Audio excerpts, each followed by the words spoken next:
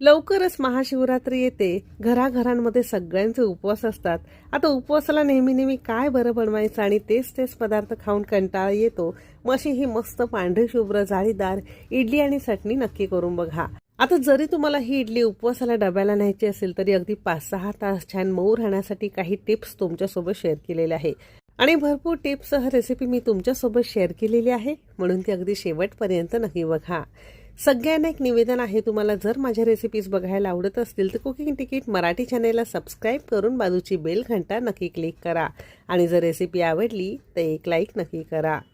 चला तर मग वेळ न घालवता रेसिपीला सुरुवात करूया. सर्वप्रथम उपवासाचं एक प्रीमिक्स बघणार आहोत. असं प्रीमिक्स फ्रीजच्या बाहेर अगदी महिनाभर व्यवस्थित राहतं.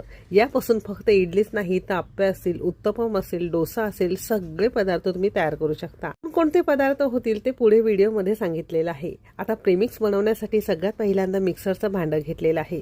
स्वच्छ कोरडं असावं जेणेकरून प्रीमिक्स टिकायला मदत होईल. मेजरिंग कपने 1 कप किंवा 200 ग्राम प्रमाणात इथे आपण वरईचा तांदूळ किंवा ज्याला आपण उपवासाचा तांदूळ म्हणतो ते घेतलेला आहे. अगदी कोणत्याही किराणा स्टोअरमध्ये तुम्हाला अगदी सहज उपलब्ध होईल. आता तुम्हाला जर महिना दीड महिना हे प्रीमिक्स स्टोअर करून ठेवायचं असेल तर कढई थोडीशी गरम करून घ्यायची आणि हलकासा बदामी रंग होईपर्यंत थोडंसं भाजून घ्यायचंय. थंड करून मिक्सरला काढून घ्यायचं आहे. सेम कपने अर्धा कप आपण इथे साबुदाणा घेतलेला आहे. अजिबात भिजवण्याची गरज लागत नाही. तर दोन्ही जिन्नस आपण इथे कच्चीच वापरलेली आहे. 1 कप वरई, त्याला अर्धा कप साबुदाणा. आता ही दोन्ही जिन्नस मगाशी सांगितल्याप्रमाणे थोडंसं खरपूस भाजून याची मिक्सरला पूड करून घेतली. आता पूड करत असताना अगदीच बारीक न करता हलकासा रवाळ किंवा मोठ्या रव्याप्रमाणे आपल्याला ही फिरवून घ्यायचं आहे. हातावर घेतलं की थोडंसं खरखरीत लागतं. घरातल्या कोणत्याही काचेच्या बरणीमध्ये किंवा एखाद्या प्लास्टिकच्या डब्यामध्ये जरी तुम्ही हे स्टोअर करून ठेवलं तरी सुद्धा चालू शकेल.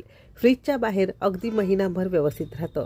जर जास्त दिवस करायचं असेल तर मगाशी सांगितल्याप्रमाणे थोडंसं भाजून थंड करून तुम्ही याची पावडर करून घेऊ शकता. आपण ही पावडर लगेचच वापरणार आहोत म्हणून आपण इथे अजिबात